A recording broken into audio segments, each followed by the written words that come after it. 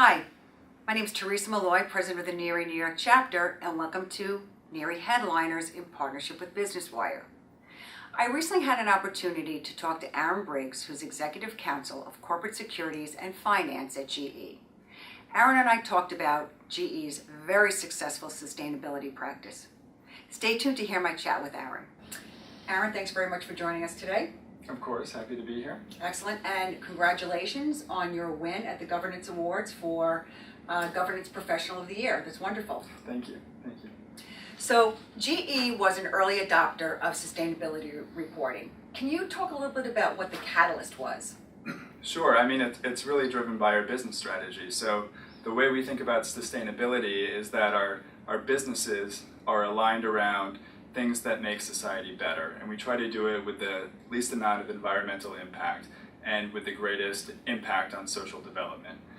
We've been reporting on compliance and labor and ethical issues since the 70s and 80s, and on environmental issues since the 90s. But in 2005, we launched our Eco-Imagination initiative, which is completely business-driven, and it's designed to sell products that are environmentally friendly. Since 2005, we have invested $15 billion in clean tech R&D, and we've made over $200 billion in revenues from eco-friendly products. At the time we launched Eco-Imagination, we issued our first ever citizenship report, which provided a more comprehensive, more detailed look at sustainability at GE. And since then, it's morphed into our sustainability website, which reports annually on how our operations, products, and public policy initiatives, have a sustainability impact. I think most recently, we've focused on integrating our reporting around sustainability, the financials, and governance with our first ever integrated summary report that we launched in 2016. For those of you who haven't seen it yet, let me tell you a little bit about it.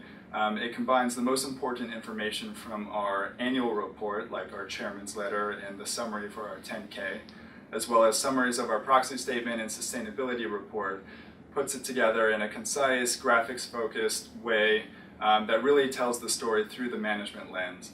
And it boils about 400 plus pages of reporting down to just 65 pages. So what we're really trying to do is be responsive to a set of investors and stakeholders who don't follow the company every day, who may not have hours to pour through our public disclosures, and who really just want to be able to get up to speed on GE in 10 or 15 minutes. And so this new report lets them do that. And we've gotten great feedback from our institutional and retail investors, and it's resulted in a 300% increase in downloads on our annual reporting website year over year. Terrific. So good segue into investors and how your dialogue with your investors has also evolved over the years regarding environmental, social, and governance issues. Sure. So, I think right now it's not so much on the portfolio manager or financial analyst side, but we're hearing it more on the proxy voting side. So, my team goes out and does a governance outreach with the proxy voters at our largest institutions each year. And 5 years ago, sustainability was rarely discussed, except for with maybe one or two European investors. Now, while it's not the main focus of the discussion, it's something that we talk about at just about every meeting.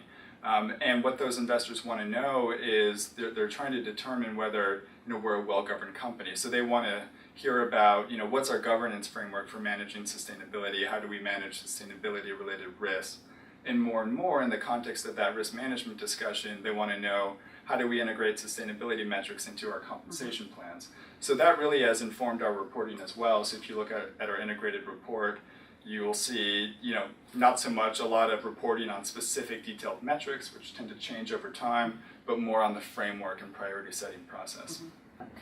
Now, as you're out and you're visiting with investors, how does investor relations get involved? How is that collaborative relationship evolving at GE? Sure. So I would say that it's becoming more collaborative by the day. The IR folks go out and talk mostly to the portfolio managers and the financial analysts, mostly at the active firms, and my team is reaching out mostly to the proxy voters. And when ESG questions come in, we're on the front lines fielding them, but more and more we're having an integrated discussion after the main one where we bring in the true experts in our environmental health and safety group. And then it's us, it's IR, and the EHS folks all talking with the investor to try to provide them with the best answer we can. Excellent.